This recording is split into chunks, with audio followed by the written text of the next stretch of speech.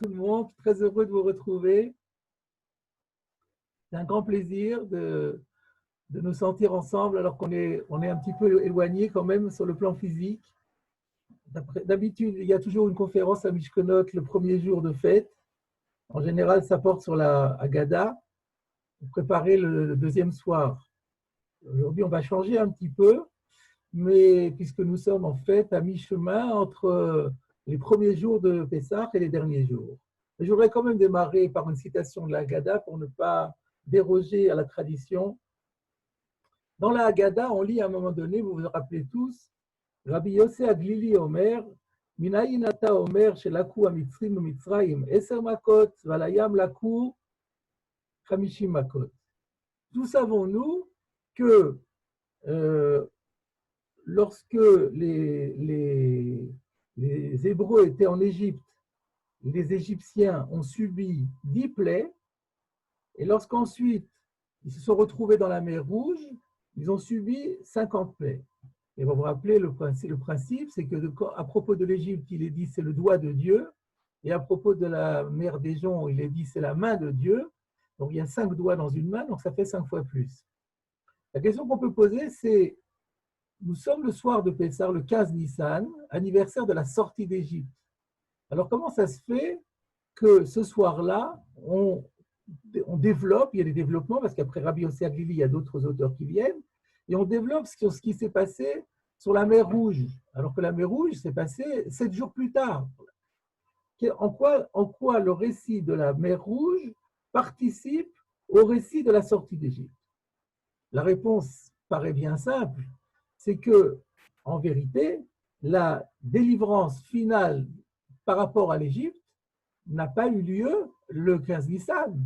Elle a eu lieu qu'au moment de la traversée de la mer Rouge, comme dit la Torah le dit, elle l'annonce au moment où les Béné Israël vont traverser la mer Rouge. La Torah dit Asher reitem et Mitzrayim hayom, lo tosifu lirotam od adolam. Vous avez eu l'habitude de voir les Égyptiens jusqu'à aujourd'hui. Maintenant, vous ne les verrez plus jamais. Quand vous traverserez la mer.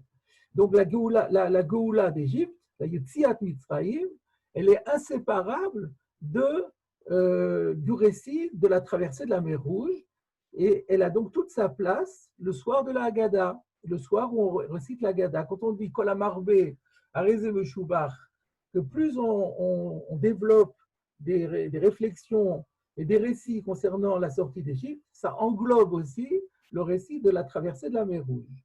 Et d'ailleurs, vous remarquerez que dans la Tfila, dans les brachot du Kriyat Shema, plus précisément après les bénédictions qui suivent, ou les textes qui suivent la récitation du Shema, que ce soit le soir et que ce soit le matin, on fait allusion bien entendu à la sortie d'Égypte, puisque déjà dans le Shema lui-même, Ani Hashem, Asher Hotzeti Etrem Erev Mitzrayim, mais ensuite, quand on revient sur la sortie d'Égypte, on cite toujours également la traversée de la mer Rouge. Par exemple, le soir, nous disons Amavir Banav Ben Gizre Yamsouf, celui qui a fait traverser ses enfants entre les tronçons de la mer Rouge, Edrodfehem Vetsonehem Bitomot Tiba, il a noyé dans les abîmes leurs poursuivants et leurs ennemis. Ça, on dit le soir. Et le matin, on dit Mimitzraim Galtanu, Uvet Avadim Peditanu, tu nous as sauvés d'Égypte, tu nous as rachetés de la maison d'esclavage. Kol Bochoreyem Arakta ou Bochorcha Gaalta, tu as tué tous leurs premiers-nés alors que tu as sauvé ton premier-né, c'est-à-dire Israël. Donc ça en fait allusion à la Makat Bochorot qui a été le facteur déclenchant de la sortie d'Égypte. Et qu'est-ce qu'on dit après? Tout de suite, Veyam Souf Bakata, et tu as fendu la mer Rouge. Vezedim Tibata, tu as noyé les pêcheurs. Vididim et Varta, tu as fait traverser tes amis. Vayechasumaim Tsarehem, l'eau a couvert leurs ennemis. Echad Mehem Olotar, on n'est pas resté un seul. Donc vous voyez, il y a toujours un lien très très fort qui est souligné entre la sortie d'Égypte et la traversée de la mer Rouge, pour la bonne raison que la sortie d'Égypte n'a vraiment été effective et définitive qu'avec la traversée de la mer Rouge. Et là, nous en venons au thème de notre conférence d'aujourd'hui. Pourquoi fallait-il que cette délivrance se fasse en 2 étapes, ou si vous préférez, à double détente. Pourquoi on ne pouvait pas sortir d'Égypte le 15 Nissan et puis, une fois pour toutes, ne plus avoir en face de nous les Égyptiens, passer à autre chose, partir dans le désert et pour recevoir la Torah à Shavuot. Pourquoi faut-il qu'il y ait une deuxième étape où on va voir qu'on est même retourné encore en Égypte et ensuite on va traverser la mer Rouge et là on va être définitivement débarrassé. Pourquoi la Torah, pourquoi Kadosh Baruch Hu avait-il planifié les choses de cette façon? Voilà la question.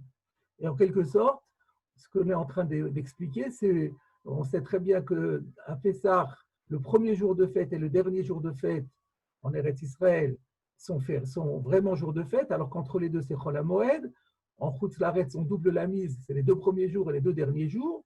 Mais cela prouve bien la même chose, c'est-à-dire qu'il y a ces 2 jours-là et qui encadrent la fête sont jours de fête parce qu'ils sont chaque fois anniversaires d'un événement fondamental qui s'y est passé. Le premier jour de Pessah, le soir de la Haggadah, fait allusion à la Makat Bechorot et à la sortie effective d'Égypte. Et le 7e jour, où on va bientôt arriver, eh bien lui, il va être l'anniversaire de la traversée de la mer Rouge, qui est la dernière étape. Donc la question est de savoir pourquoi avait-on besoin de ces 2 étapes? Eh bien, je voudrais vous dire que la réponse est traitée déjà dans le Midrash Rabbah. Il y a un Midrash Rabbah très important sur la paracha de Beshalach, qui est la paracha que nous lirons le 7e jour, justement, et qui traite de la traversée de la mer Rouge. Je vais vous lire et traduire un extrait de ce Midrash. Shanu Raboteinu, nos maîtres ont enseigné, Akore et Shema, celui qui lit le Shema, Tsarich leazkir, Kriyat Yamsouf, ou Makat Bechorot, Be'emet Veyatzir. En fait, le Midrash redit ce que j'ai dit tout à l'heure, c'est que quand on lit le Shema, après, il y a lieu de mentionner la traversée de la mer Rouge et la plaie des premiers-nés dans les mots qui suivent et dans le paragraphe introduit par les mots Emet Veyatzir.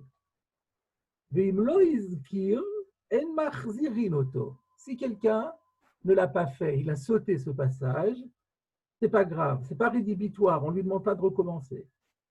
Aval izkir yetziat Mitzrayim, machzirin oto. Par contre, s'il n'a même pas mentionné la sortie d'Égypte, alors là c'est grave, on a une obligation absolue de mentionner la sortie d'Égypte en tant que telle. Chez Nehemar, le Ma'an Tizkor et Yom Tzetra Meret Mitzrayim. C'est un autre passage que nous citons dans la Gada également.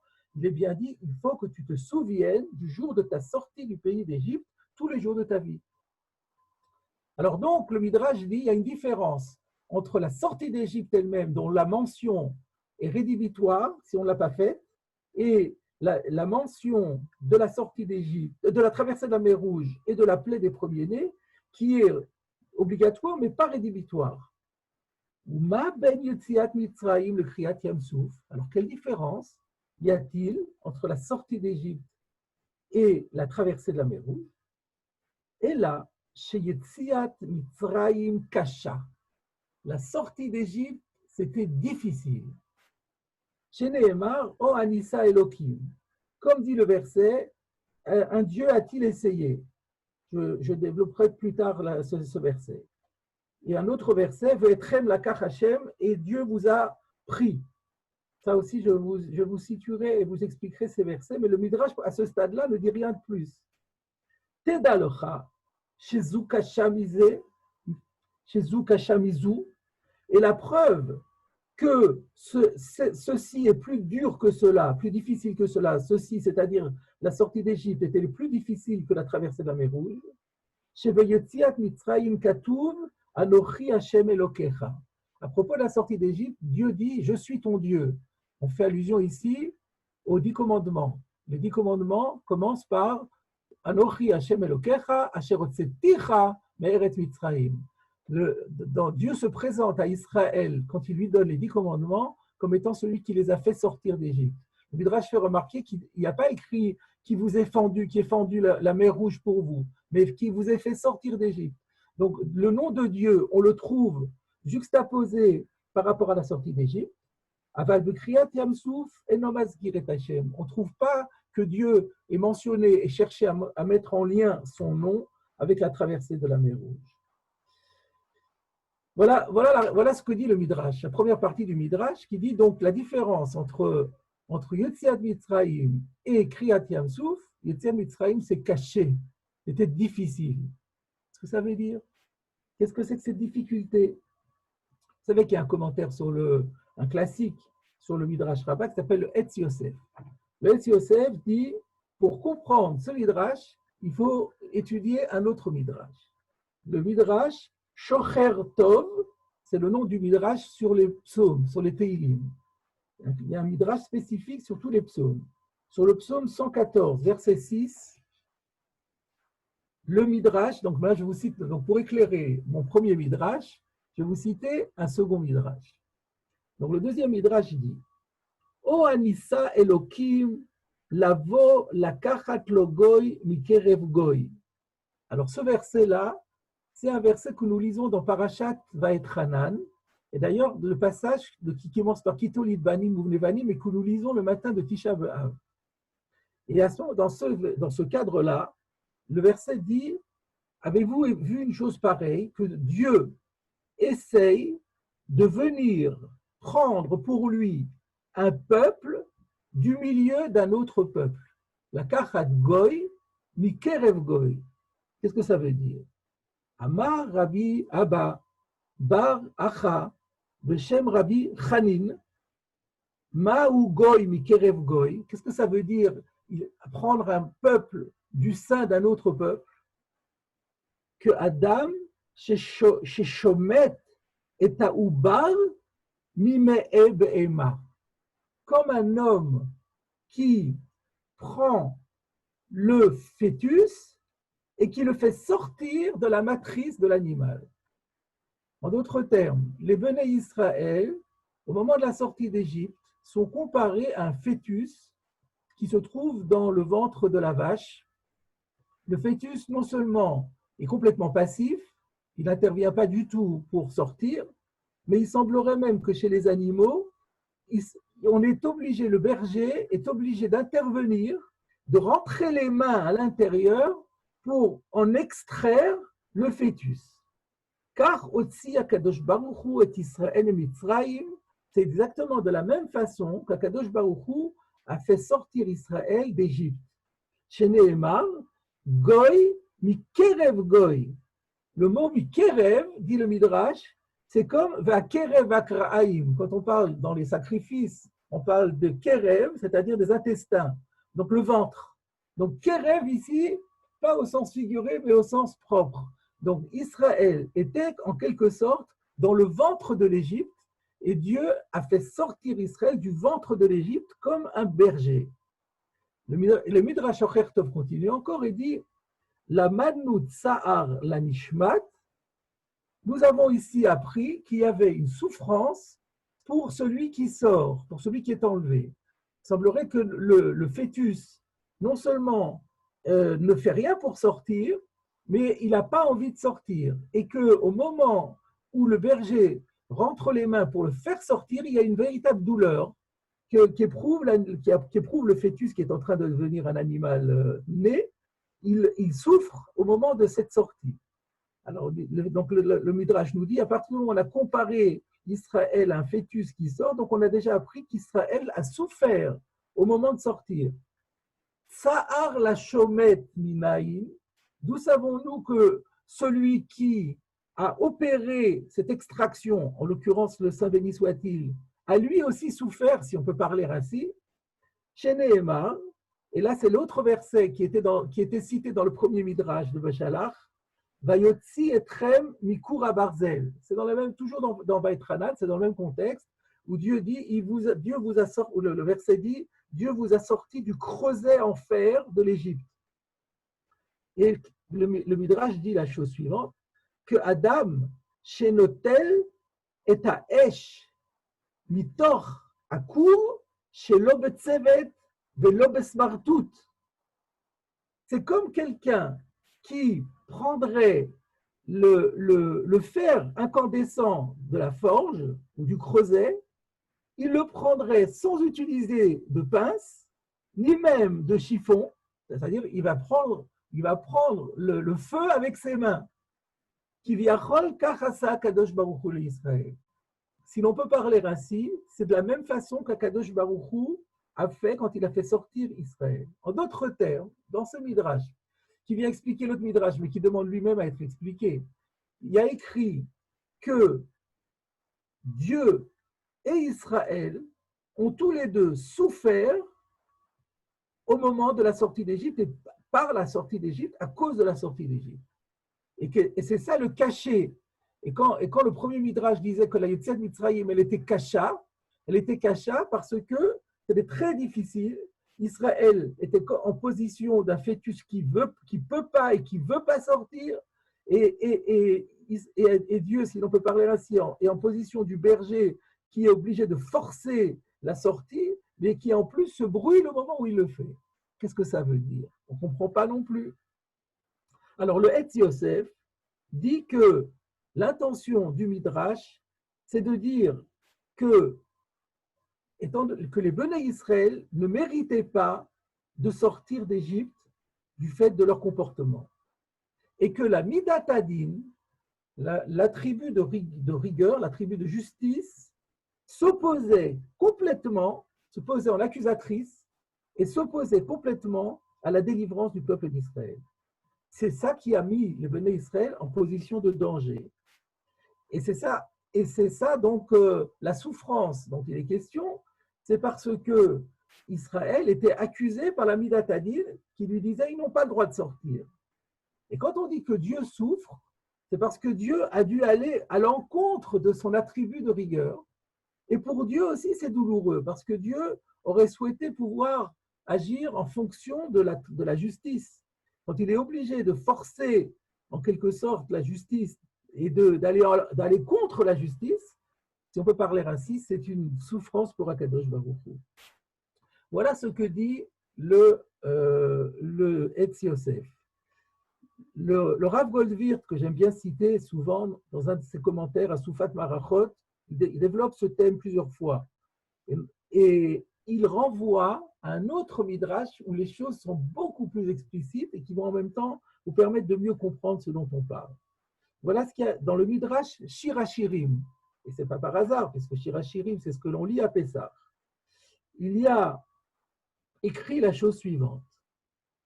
Geulatan shel Israël aïta kasha lifnei HaKadosh Baruch Hu. On retrouve la même formule.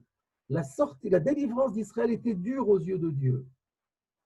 Hadaou dichtiv, c'est exactement ce que dit le verset. O anissa Elokim lavo lakachat lo goy mikerev goy. Donc c'est le verset qu'on a déjà cité. Est-ce qu'un Dieu a déjà essayé de venir et de soustraire un peuple au sein d'un autre peuple? Mais regardez là le commentaire qui était en plus. Goy mikerev am. Am mikerev goy en ketiv kan. En hébreu, on a deux mots pour dire peuple.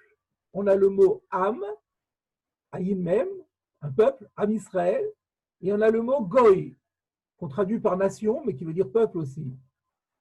Comme ce sont deux nations différentes, le Midrash fait remarquer que ça aurait été plus logique de dire qu'on a fait sortir un goy du sein d'un am, ou un am du sein d'un goy.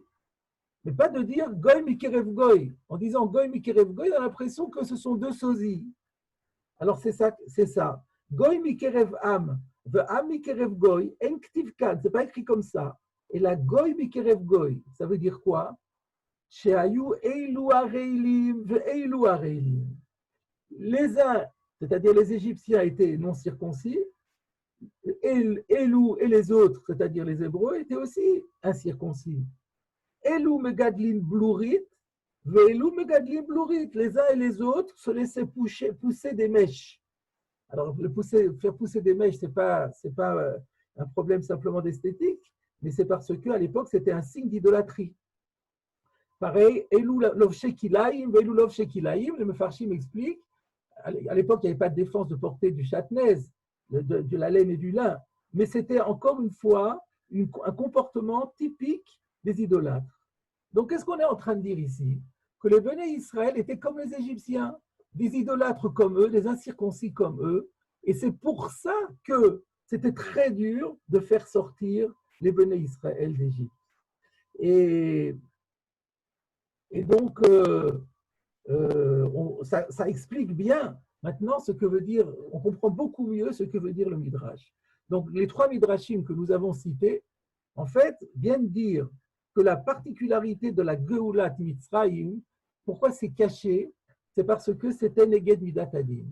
Pourquoi c'était Neged Midat Hadin? C'était contre l'attribut de justice, parce que les Béné Israël ne méritaient pas. Alors là, je voudrais quand même rajouter un commentaire personnel. Comment on peut dire que les Béné Israël ne méritaient pas, alors qu'à Shabbat Hagadol, nous avons justement dit qu'ils ont fait Teshuvah, et qu'ils ont fait deux choses pour faire Teshuvah. Ils ont fait la Brit Mila, et ils ont fait le Korban Pessah, qui était en soi un acte de retour par rapport à l'idolâtrie. Alors, ici, ces Midrashim ont l'air de dire que non, ils n'ont pas fait, qu'ils étaient exactement comme les Égyptiens. Alors, il y a certains commentaires qui veulent dire que les Midrashim ne sont pas d'accord les uns avec les autres, mais sur le plan intellectuel, ce n'est pas très satisfaisant. Moi, ce que je propose de dire, c'est la chose suivante. Voilà 210 ans où les enfants d'Israël étaient comme des Égyptiens, complètement acculturés à la culture égyptienne, avec l'idolâtrie. Quand ils étaient incirconcis, c'était volontaire. Donc, ils étaient complètement noyés dans la civilisation égyptienne, avec tout ce que ça comporte, complètement assimilés. Vous comprenez bien que ce n'est pas parce qu'en un soir, ils ont fait le Korban Pessah et la Brit Mila qu'ils vont pouvoir rattraper 210 ans d'erreurs, d'errements. Et on peut dire qu'il y avait un début de tchouva, mais quand on dit dans la Mida, Ashiveinu bi tchouva shlema, ce n'est pas une petite chose, une tchouva complète qui permet de rattraper 210 ans d'errement, ça ne se fait pas en 5 minutes. Et c'est pour ça que la Mida Tadin, elle a dit, je ne peux pas accepter que toi, Kadosh Baruch Hu, tu les délivres alors qu'ils ne le méritent pas. Ils sont exactement comme les Égyptiens. Et c'est pourquoi que le Midrash dit, quand Dieu va dire Anochi Hashem Elokecha, il va dire moi je suis intervenu en tant que Hashem Elokecha. Elokecha c'est la Midat Hadin, mais Hashem c'est la miséricorde. Moi Hashem, je suis intervenu avec ma miséricorde pour te faire sortir d'Égypte, autrement tu ne serais jamais sorti d'Égypte. C'est ça qui était caché. Voilà la difficulté. Donc l'idée que le Midrash semble vouloir dire, le Midrash nous dit que la Geulat Mitzrayim, elle est plus importante, on est obligé de la citer parce qu'on ne la méritait pas. Il a fallu que Dieu, en toute miséricorde, nous en fasse bénéficier alors qu'on ne le méritait pas. Ce qui sous-entend que, par contre, pour la sortie, pour la traversée de la mer Rouge, dont on dit qu'elle est moins nécessaire, son rappel est important, mais il est moins fondamental. Pourquoi? Parce que c'était moins dur aux yeux de Dieu. Pourquoi c'était moins dur aux yeux de Dieu? Parce qu'on la méritait.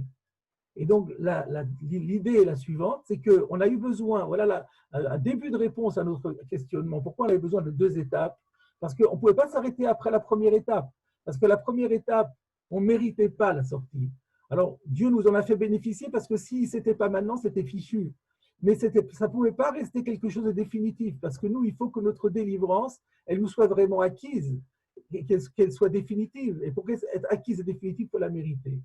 Et donc, voilà la première idée que je voulais développer aujourd'hui, c'est que la différence entre le premier jour de Pessah et le 7e jour de Pessah, le premier jour de Pessah, nous célébrons la miséricorde divine qui nous a permis de sortir et de nous en sortir contrairement à la Mida de justice, alors que dans les derniers jours, on a progressé et on aura mérité cette traversée de la mer Rouge. La question qui se pose maintenant, c'est qu'est-ce qu'on a fait de plus le 7e jour de Pessah par rapport au premier, pour dire que la première, on a vu qu'on avait fait Brit Mila, on avait fait Korban Pessah, ce n'était pas suffisant. On peut imaginer qu'il a fallu faire quelque chose d'extraordinaire pour rattraper les 210 ans. Qu'est-ce qui s'est passé de si fort de la part du clan d'Israël, c'est tout qui s'est acquis un mérite tel que la Midat Hadin a dit, ok, là je comprends, tu peux y aller, c'est normal. Voilà la deuxième, donc nous sommes arrivés à la deuxième partie de notre intervention. On va essayer maintenant de cibler, de caractériser qu'est-ce qui s'est passé au moment de la traversée de la mer Rouge. Alors, l'idée est la suivante. C'est que, comme on l'a dit tout à l'heure avec la comparaison avec le fœtus, c'est que ce qui nous a été reproché, c'est qu'on a été complètement passif dans la première partie, dans la première phase, on a été complètement passif. Encore une fois, on a fait le Korban Pessah et on a fait le Korban Pessah et on a fait la Brit Mila, mais à part ça, ceci mis entre parenthèses, on était entièrement passif. C'est Akadosh Baruch Hu qui a pris tous les événements en main. L'idée est que là, par contre, pour la sortie d'Égypte, nous avons eu un rôle plus actif. Pour traverser la mer Rouge, nous avons eu un rôle plus actif, d'où notre mérite. Alors, où est-ce qu'on voit par rapport à la traversée de la mer Rouge que nous avons eu un rôle plus actif et plus méritoire? Il y a d'abord quelque chose que l'on trouve au début de Veshalach. C'est écrit dans la Torah, c'est écrit dans le commentaire de Rashi, mais on ne mesure pas les choses avec leur importance. Il est dit que au début de Veshalach, vous verrez ça dans la lecture de la Torah le 7e jour, même s'il n'y a pas de minyan, mais chacun, bien sûr, lira les versets. Eh bien, on dit que Dieu dit à Moshe, ordonne aux enfants d'Israël, V'yashuvu lifne pi achirot, qu'ils reviennent devant le lieu dit pi achirot. Et c'est quoi pi achirot? On n'a jamais vu d'endroit qui s'appelait comme ça. Rachid dit, en fait, pi achirot, c'est Pitom. Vous vous rappelez que les Béné Israël, ils ont construit 2 villes pour Pharaon quand ils étaient asservis, Pitom et Ramsès, d'où le fameux nom de Ramsès qui a été donné au Pharaon. Pitom, c'était la première ville avec les pyramides qu'ils ont construit pour le Pharaon. Et ce Pitom, on l'a après changé son nom en Pi-Achirot. Vous retrouvez Pitom et Pi-Achirot, il y a quelques lettres ensemble, mais Chirot, mais la chaîne Cherout, dit Rashi. Tout ça, c'est Rashi qui le rapporte.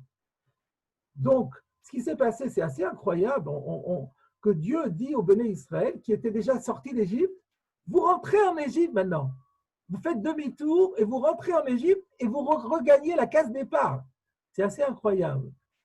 Et après, le verset dit, Vaya Souken.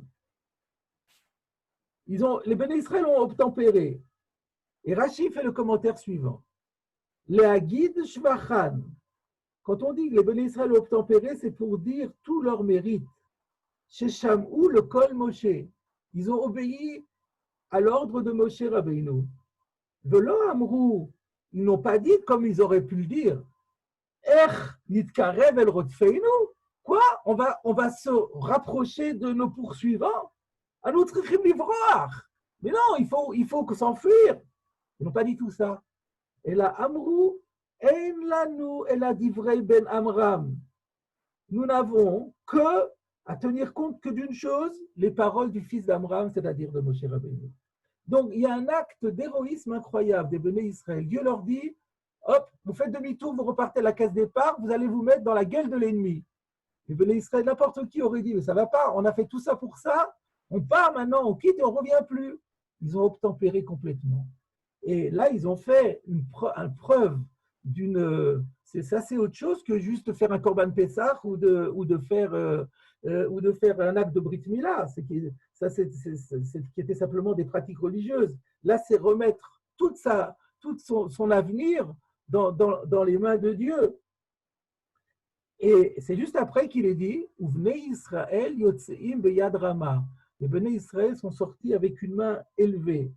Et Rashi dit, qu'est-ce que ça veut dire beyad rama? Begvura gvoa ou mefursemet. C'est-à-dire avec un héroïsme énorme et public. L'héroïsme, c'est celui-là.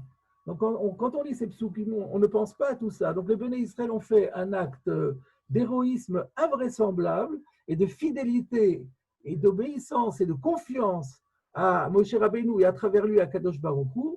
Et ça, on peut comprendre que c'est quelque chose de nouveau et qu'il aura déjà acquis un gros avantage, un gros mérite. Mais pas seulement. La deuxième partie, on la connaît bien. On sait très bien que le mérite que les Béné Israël, c'est déjà une thématique qui est connue, qu'ils ont complété leur acte d'héroïsme au moment où ils se sont retrouvés devant la mer Rouge. Dieu a dit avancez dans la mer et ils risquaient de se noyer, et ben ils sont tous allés jusqu'au nez. Le Midrash dit que les Béné Israël sont tous rentrés, c'est Narshon qui a donné l'exemple, mais ils lui ont tous suivi, ils ont tous suivi. Donc tout le peuple d'Israël est rentré dans la mer Rouge, ils ont eu de l'eau jusqu'au nez, et c'est-à-dire qu'ils étaient pratiquement sûrs de mourir. Mais comme c'était l'ordre divin, ils ont montré qu'ils étaient prêts à aller jusqu'à la mort au service de Dieu et dans l'écoute de Dieu, sans discuter. Et c'est à ce moment-là, quand l'eau est arrivée à hauteur du nez, que la mer s'est fendue. Donc voilà la deuxième phase. Donc on a déjà une demi-réponse à notre question. La différence entre les premiers jours de Pessah et les derniers jours, on s'est acquis un mérite qu'on n'avait pas eu parce qu'on a montré à Dieu qu'on était prêt à aller jusqu'au bout, jusqu'à la mort, pour suivre les recommandations et les normes imposées par les injonctions d'Akadosh Baruch Hu. Voilà ce que l'on pourrait dire, mais on se sent quand même encore, je trouve, un peu insatisfait de la réponse. Et je voudrais, pour la compléter, lire maintenant la deuxième partie du Midrash de Béchalach, par lequel on a commencé, qui lui aussi est très étonnant et qui va nous permettre d'arriver, je pense, à une vision complète des choses. Alors, je reviens à mon Midrash et je vous le cite et le traduis en même temps. Le Midrash continue dans sa logique. À partir du moment où on a dit que ce qui était important, c'est la sortie d'Égypte, qui était dure et où Dieu est intervenu, et que de ce fait, par contre, la traversée de la mer Rouge est moins importante et si on l'a pas dit, c'est pas grave. Alors, si on l'a pas dit, c'est pas grave, pourquoi il faut la dire? Après tout, pourquoi faut-il la dire? Il y a comme une importance. Pourquoi? Le fiche est Kivan Chikara la Emetayam. Alors, où est l'importance de la mer Rouge? C'est que, puisque, à partir au moment où Dieu a fendu pour eux la mer, et Minoubo, ils ont cru en lui. Et les Béné Israël ont cru en Dieu. Shenema, Vayaminu Bashem ou Moshe Avdo. Effectivement, c'est écrit qu'après la sortie de la mer Rouge, Vayosha Hashem Vayamahu et Israël via Mitzrayim, à la fin on dit Vayaminu Bashem ou Moshe Avdo. Les Béné Israël ont cru en Dieu et en son serviteur Moshe. Ou Bizchut Haemuna She'eminu, par le mérite de cette croyance, de cette foi qu'ils ont manifestée, Zachou Lomar Shira.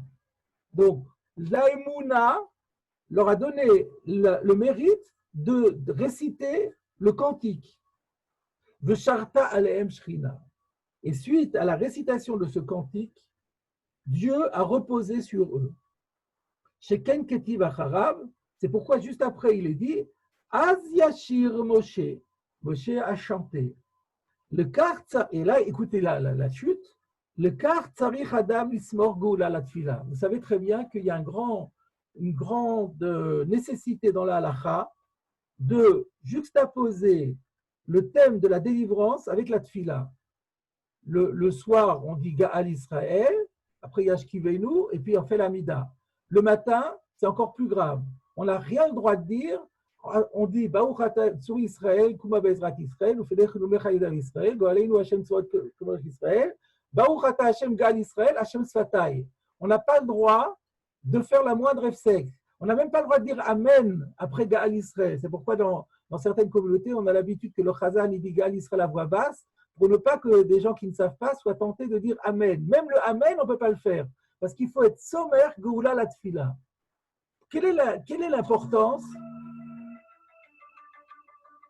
l'importance d'être sommaire, Geoula la Tefila?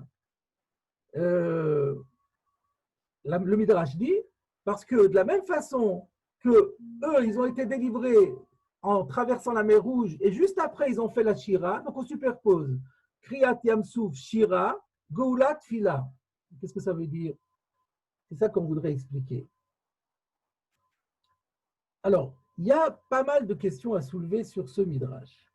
D'abord, le Midrash dit Kivan Shekara Lahem et Hayam Heiminu, que lorsque Dieu a traversé la mer, alors les Béné Israël ont eu foi en lui. C'est vrai que c'est écrit comme ça, Vayaminu Bachem Moshe Avdo. Mais c'est une question que je me suis toujours posée. Chaque fois qu'on lit ce verset, tous les matins on lit ce verset, je me pose la question, mais qu'est-ce que ça veut dire? Ils ne croyaient pas en Dieu avant lui? Avant quand Vayaminu Bachem Moshe Avdo, quand Dieu les a sauvés, a fendu la mer, alors là, ils ont cru en Dieu. Avant, ils ne croyaient pas en Dieu. Ils ont vu les 10 makot. Ils ont vu la makat Bechorot. Ils ont vu la colonne de feu, la colonne de nuée, tout ce qu'il y a, tous les miracles au quotidien. Ils ne croyaient pas en Dieu. Il a fallu que la mer rouge vienne pour qu'ils croient en Dieu. Quel sens ça? Bien sûr qu'ils croyaient en Dieu. Quand ils ont fait la Brit Mila, le Korban Pessah, c'était bien parce qu'ils croyaient en Dieu. Alors comment on peut dire, une fois qu'il leur a fendu la mer, alors ils ont cru?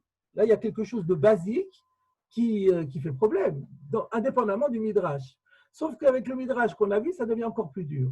Parce que le Midrash a dit que la Geoula de Mitzrayim était plus cacha aux yeux de Dieu parce que la Midat Hadin s'y opposait.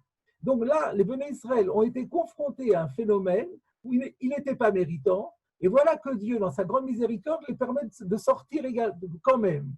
Alors que dans la deuxième, le rôle de Dieu est moins essentiel. Enfin, en tout cas, il est plus justifié.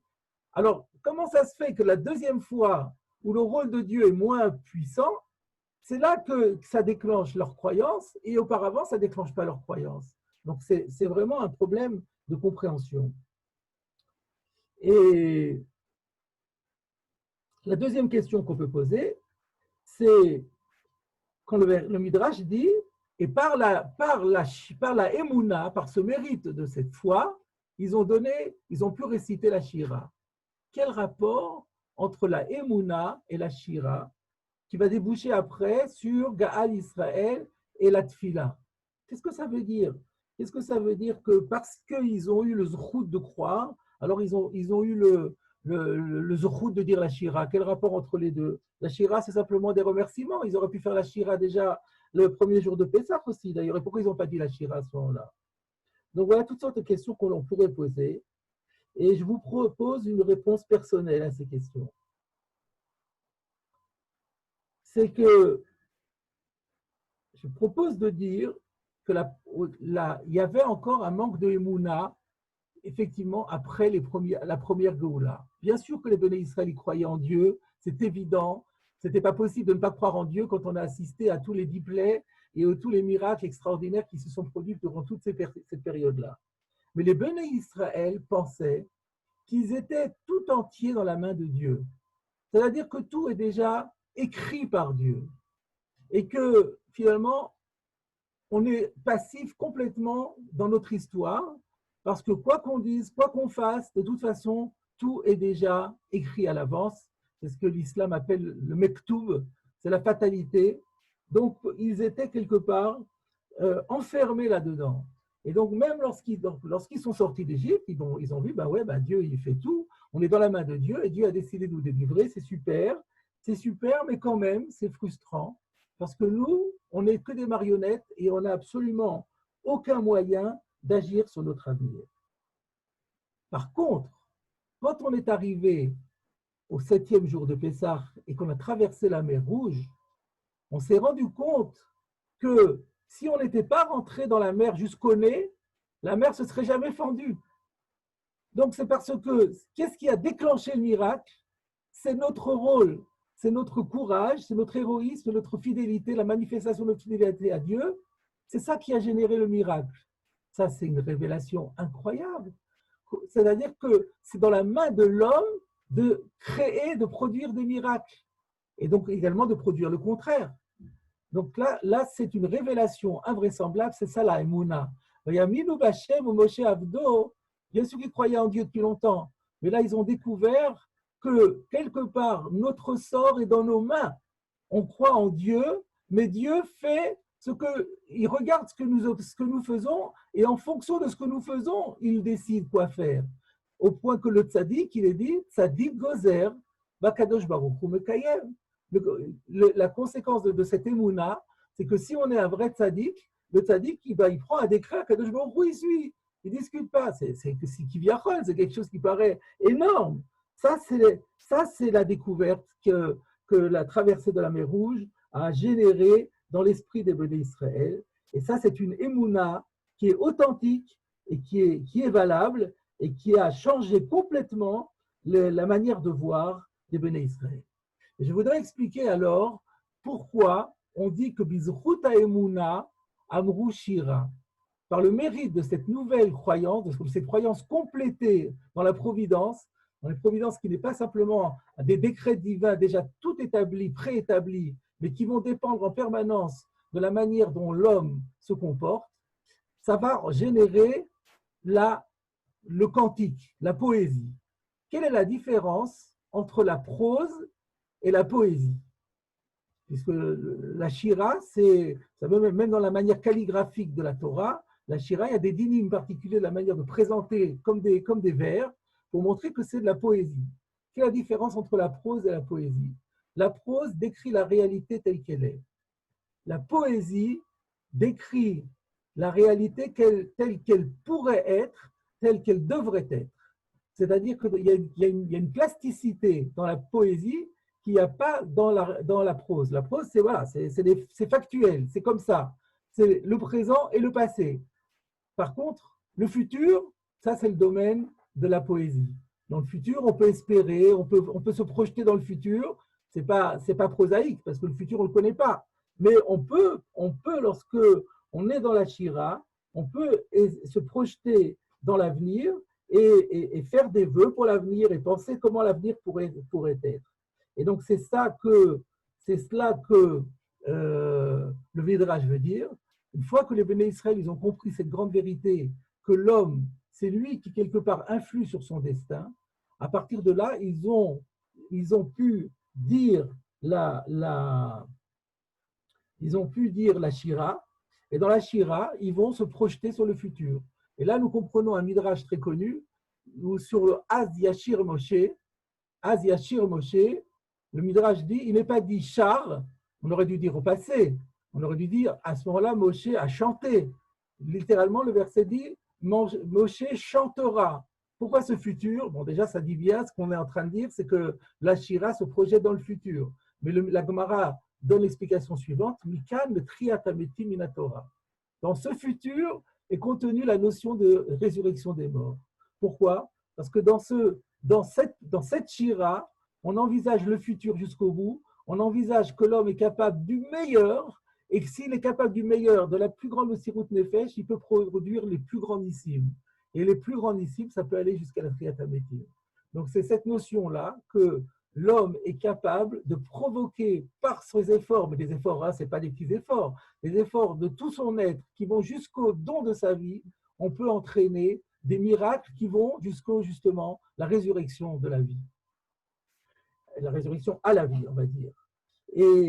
Et d'accord, et là, on comprend maintenant, et ça, c'est quelque chose qui va nous accompagner tous les jours, c'est à ça qu'il faut penser dans la juxtaposition qui est obligatoire entre Gaal Israël et Hashem Sfatay. On dit Tzur Israël, on se rappelle à Géoula, on se rappelle à Kriyat Yamsouf, on se rappelle que c'est la première fois dans l'histoire où les Béné Israël ont généré par leurs efforts un miracle. Et alors, sans aucune interruption, on commence la tfila, on commence la Hamida, et là, on va demander toutes sortes de choses à Kadosh Baruch Hu, et là, on sait, on pourrait dire, mais la tfila, c'est comme de quel droit, nous, on vient demander à Dieu, on lui dit, rends-nous intelligents, pardonne-nous, donne-nous une bonne année, guéris les malades, mais de quel droit vous mêlez? Mais non, Gaal Israël, c'était la grande leçon de la Kriyat Yamsouf, c'est qu'on peut demander à Kadosh Baruch Hu, Tzadik Gozer, à Kadosh Baruch Hu Mekayem, mais tout c'est d'être un Tzadik. Bon, si on fait tout pour être un Tzadik, Kadosh Baruch Hu, il va faire. Il n'y a pas de doute là-dessus. Donc, la Geoula, c'est le tremplin, la mention et le rappel de la Geoula, c'est le tremplin qui va nous permettre de réciter toutes nos prières avec le maximum de Kavana et dans l'espoir d'être effectivement exaucés. Voilà, mes chers amis, les quelques idées que je voulais vous transmettre aujourd'hui. Donc, une délivrance en 2 temps, parce que le premier temps était indispensable, parce que c'était le dernier moment, il était moins une, si Dieu n'était pas intervenu, mais on ne pouvait pas se contenter de ça, parce qu'on n'avait pas mérité cette délivrance, et il fallait pour ça qu'on fasse marche arrière et qu'on réédite une nouvelle sortie d'Égypte, Le Sfatemet dit d'ailleurs, c'est pour ça que Dieu a voulu qu'ils repartent à partir de la case départ, pour que la deuxième fois, il y ait toute la sortie qui s'opère, mais dans une autre perspective, avec cette fois-ci l'accord de la Midat Hadin par les efforts extraordinaires qui ont été fournis par la communauté d'Israël, qui a cette fois-ci racheté 210 ans d'errement. Et donc, c'est pour cela qu'on a eu besoin de cette deuxième Géoula, qui a transformé notre vision des choses et qui a permis qu'on arrive à comprendre qu'on peut influer sur le comportement du monde par notre comportement, par notre tfila, par nos demandes insistantes auprès d'Akadosh Baruch Hu. Alors, une petite conclusion. Vous savez que la fête de Pessah, on dit au nom du Harizal que Pessah, ça veut dire Pessah. Une des significations du mot Pessah, c'est Pessah, la bouche qui parle. Alors on dit que la bouche était en exil, et puis la bouche a été délivrée à Pessah, et donc elle parle à Pessah. Ça, c'était une autre thématique que j'ai déjà eu l'occasion dans le passé de traiter. Mais ce que je voudrais dire en conclusion et en illustration de ce que j'ai dit tout à l'heure, c'est que de la même façon que la délivrance s'est faite en 2 temps, en double détente, le Pessah a également 2 niveaux, 2 temps, 2 manifestations. Le premier Pessah du premier jour n'est pas le même Pessah que celle du 7e jour. Le Pessah du premier jour, la bouche parle, pourquoi? Pour faire le Sipur Yetziat Mitzrayim, c'est-à-dire pour remercier Akadosh Baruch Hu pour tout le bien non mérité qu'il nous a accordé. Ça, c'est la première partie. Mais lorsqu'on arrive au 7e jour de Pessah, alors on arrive à un deuxième niveau de parole libre, de parole qui se libère. Et cette fois-ci, cette parole, c'est la parole du cantique. C'est la parole qui se projette dans l'avenir et qui voit le monde tel qu'il peut devenir grâce aux efforts que les hommes sont capables de faire. Voilà les deux notions, les deux thèmes, le Sipur et la Shira. Voilà de quelle manière on pourrait symboliser ces 2 jours qui encadrent la fête de Pessah, le premier jour et le 7e jour. Voilà le message que je voulais vous délivrer aujourd'hui, en pensant à la période qui est la nôtre aujourd'hui. Et donc, on est en train de dire qu'il ne faut pas oublier que pour une grande partie, le sort du monde est dans nos mains, et pas simplement dans celui des médecins, mais dans un autre registre complètement différent, celui de la fidélité à Dieu, celui de l'investissement pour Dieu, celui de la Messirut Nefesh, du grand dévouement pour tout ce que Dieu nous demande de faire. Et c'est de cette façon que nous pourrons faire avancer le monde jusqu'à la fin, jusqu'au moment où se produira la Triyat Hametim. Amen.